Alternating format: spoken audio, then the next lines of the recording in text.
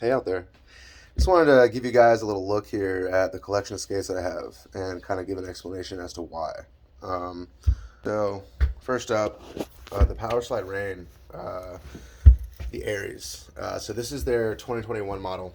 It is a full carbon boot. Um, I think it is absolutely fantastic. Um, Laces, as always, are waxed. Um, I haven't had a different pair of these, so I don't know what differences there really are with these boots and these skates. But the things that I can point out is the Ego Superlight frame is incredibly responsive. The other thing that I can't really speak to, but I feel like it's a thing. I'm not sure if it's a grip thing or if it's just how this frame reacts, but when I'm out on these, I can barely come to like a stop because of it almost feels as though there's a natural rocker in these skates and to these wheels. So when I throw all my weight back on to my heels, I mean, I turn like on a dime. So again, I'm not sure if that's just from the skates or if that's how these are, whatever. But awesome, awesome skate. Um, Not the most comfortable if you have a wider foot. I have a slightly wide foot. Um, the one thing I will say is most power slide boots are slightly customizable, if that's the right word. Um, you can basically use heat to kind of release some of the tension points and some of the pressure points that you find in your foot. A lot of the liners can also be heat molded in the oven at a temperature of, I believe, below 170. So again, you're going to want to look that up. I've also found that on the plastic, hard shell boots, you can actually use a heat gun to press those out. But you want to do that from the outside, and again, you want to do that at a very low heat. So, kind of moving on to some of the other parts of this boot, the inside of it, it's pretty standard. It does come with a removable liner, or a removable insole, excuse me, um, that you can change, and you can actually, I would imagine, put in your own. If you have like a custom, orthotic insole that you preferred, or anything of that nature. Uh, the wheels, coming back to the wheels, these are, I believe, 80 millimeter extra grip. I actually have to clean these 'cause these are filthy. Um, but yeah, these are X grip. I'm not sure what the arrow refers to, but I imagine that just has something to do with the tensity and the word's gonna slip my mind, but basically how they determine hardness. So, moving on down the line, we come to the Flying Eagle. I believe this is the FS6. Um, I used to not like this boot as much, simply because I didn't like the fit. I thought it was a little bit awkward, but I actually recently, and we'll actually jump into this briefly. I recently switched out liners in my first pair of skates. Uh, this is the first pair that I ever got. Bought these off of eBay. Uh, I believe from Inline Warehouse, from their eBay website. Um, and I'll tell you, these performed so well that it kind of led me into this frenzy of wanting to find the peak of performance. And I will say, that is maybe one of my downfalls, is that I do chase the feeling of wanting to find like the pinnacle of what is the best tool that I can use to push my skills and be able to push myself higher. Um, I will say that there are skates out there that I could make an investment in that would be well beyond my price range. But, as I've gotten a little bit older and, dare I say, wiser, I've learned my lessons about, biting off way, way more than I can chew. But, anywho, so this one was sitting on a Trinity mount. And also, again, I should point out almost all of my skates, except for the Flying Eagle, all come on a Trinity mount. I don't really know as much about Flying Eagle skates as I do Power Slide skates, simply because I haven't done the research yet, but in times coming, I think that'll change. Just jumping into this a little bit, I decided, and this is where my point was kind of going. I decided to take the liners from the Flying Eagles and use my Power Slide liners that are dual density, dual fit liners, and put them in these skates. Here's the reason why. And I know other channels have gone over this. I'm going to go over it too. So the one thing that I learned the harder way is almost all skates, and this is kind of the truth about them, is almost all skates have one thing in common, and there is this boot lie where the size of your boot can sometimes be misleading. So these are both 45 shells, all right? To the eye, they honestly look exactly the same. Now, I should point out, these are a bit warped because I heat molded these and I did it a little bit too hot, and that's what starts to happen is you start to get some of that lace warp right around that eyelet and they start to pull away. So be careful. But more importantly, the size of your liner is more important, honestly, than your boot. If you want a more responsive boot, what you're going to do is you're basically going to still maybe get the same size, that you would. So I'm a size 11 and a half US size. So what that basically boils down to is 45 is usually my magic number, because that usually lands me between, it's like an 11 and a 12 is usually how they're sold. So your liner can basically fill that gap of that extra little, space there. I found that the Flying Eagle liner is a much nicer liner. This is probably closer to the Intuition style liners, just in terms of comfort. The dual fit, though, all right, are some of the most comfortable, most high quality liners out there. I'm still trying to hopefully get my hands on a Fat Boy liner, which is supposed to just be like the cushion, just creme de la creme. So, because I know that everyone right now is out there trying to get the Intuition liner in the FR1 boot, and this and that and the other thing, blah, blah, blah, blah. But, so I actually ended up just switching out, because I don't use this skate as much as I do the other skates. And the reason behind this, as I reach my point, recently I made the choice to get a pair of endless frames. Now, if you're familiar at all with the hype behind Wizard frames, endless frames are kind of the market's, I guess I would call it their response to, Wizard frames.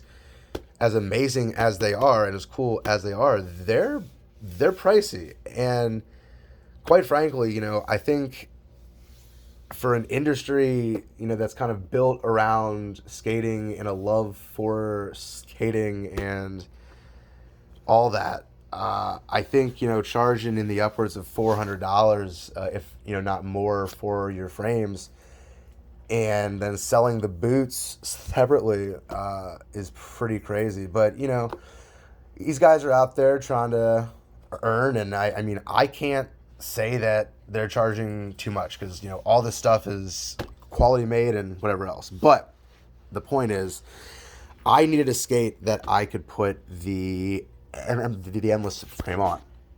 So the whole principle is that you need I believe it's an 8 millimeter drilled hole, and you need to be able to put the endless frame on the boot, and it needs to be slightly raised and all that stuff. So the F6 Flying Falcon fits that bill. And as you can see, I actually have already stripped parts off of this boot in previous times to use it on different skates. So yeah, I have these. This is what I'm going to end up putting my endless frames. I got the 90 millimeter and 100. I think it's like you can do 4 90s or 3 110s. So I'm excited about those. Got those in pink, which I'm pretty amped about. So, not really much I can say about this skate because I haven't used it much. But in the next couple weeks, I think I'm gonna get plenty of use out of them. As long as this snow keeps melting, just gotta get this snow to get out of here. So yeah, nice skate, plastic boot. The frame it comes on is this pretty cool eagle-shaped frame. It does come with the ability to basically rocker the front and back wheels. I don't know if you can rocker the middle wheels, but yeah, these two wheels you can actually rocker and turn this from a basically street freestyle skate into a slalom. I've never been able to really say that word. So, but yeah, so you can change up the configuration on the skate pretty easily. The bottom of it's got a little vent in it. There's venting. Comes with nice laces.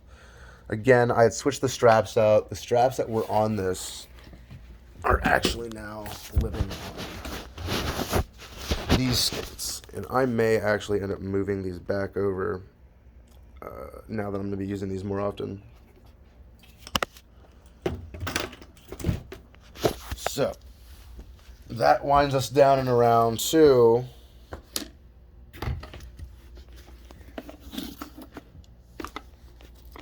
the Power Slide Hardcore Evo. By far, one of my favorite skates that I've had the privilege to wear so far. I suffer greatly from arthritic foot pain. I should just this part too. So, looking back about 5 years now, I weighed about 400 pounds. So, the climb coming down from that hill has been pretty tremendous, and quite frankly, now that I'm able to skate and do things as active as this, it's a pretty special thing. And I will say, if you do suffer from foot pain, as I do, compression is found, to honestly be one of the best things that I can do. And learning to strengthen all of the flexor muscles that surround the different parts of your foot is probably one of the most tactical and efficient ways to combat pain. Personally, if you had asked me a year and a half ago if I would be on skates, I wouldn't have even dreamed of it. But here I am today. So, in all honesty, the things that you think you cannot do, you absolutely can do. And I hope that you will try to do them all, as corny as that sounds. So, jumping right into this one, the 2021 model of this boot is a little bit different. They got a few upgrades, they changed a few things, they moved a few things, upgraded a few things. The straps and buckles have all been upgraded a bit. The lower strap, it's always just kind of the same. This is also the same. The main differences, the toe box and the upper part of the cuff here have all been changed. The boot itself, the skate itself comes on a 235 rockable frame. In doing so, as you can see, you basically can keep them all flat, okay? Or you can basically raise or lower this back wheel, and that will effectively basically rocker your skate. But yeah, so in all honesty though, this is probably one of the best skates that you can buy if you're not looking to spend just an absolutely ridiculous price. I won't lie to you, the MSRP on this skate boot alone, I believe, and I will correct this if it's wrong, is about $400, if not a little bit more than that. Now, would I suggest, if you're just thinking about throwing on some skates to have some fun and maybe not continue doing this for years to come? No, I honestly would not. But I'm hard pressed to honestly say that if you are careful when you are relearning to skate, and you learn how to take your falls and do what you're going to do kind of in time, and also wear pads, protect your wrists, protect your knees, protect your head. But in all honesty though, the most important things to do is protecting the harder points of your body. So your head, elbows, knees, and toes. But luckily your toes are already pretty well protected and stuff. But the one thing that I would suggest is always wear wrist guards. The two pieces of safety equipment that I never really skate without are wrist guards, and I also wear protective gloves. So I actually just recycled my old motorcycle gloves, and I really like these because in the case I do crash, the top of my hands is protected in carbon. As you can see, I've already actually suffered a spill or two in these gloves, and luckily I was wearing my wrist guard. So again, it's important when you're first starting out, and honestly, even after you learn, because you can always trust yourself, but there's really no explanation for why sometimes our bodies just don't cooperate, and that's honestly just the truth of it all. But so that's about it for now. I'm definitely hoping to do do like an update when I get the pink frames in. But yeah, just if I was you and skating was something that I was just going to want to try out, there are a lot of options, but Power Slide definitely makes a fantastic product with their Trinity mounts. Basically making all of their skates and frames changeable. So quite frankly, I think this is the Zoom 80. The Zoom 80 I got on eBay for maybe just over $70. And this was used. So, and it was used maybe once. So it's one of those things where, there's plenty of folks out there who unfortunately put on skates, get hurt, and then take them off and never put them on again. And I would like to see more people break back out of that habit, and just get out there again, try it again, like have fun. Um, but yeah, hopefully there'll be a couple more of these soon. And thanks for listening to me. If you're still here with us 20 minutes later, you guys are awesome. And can't wait to talk to you guys soon.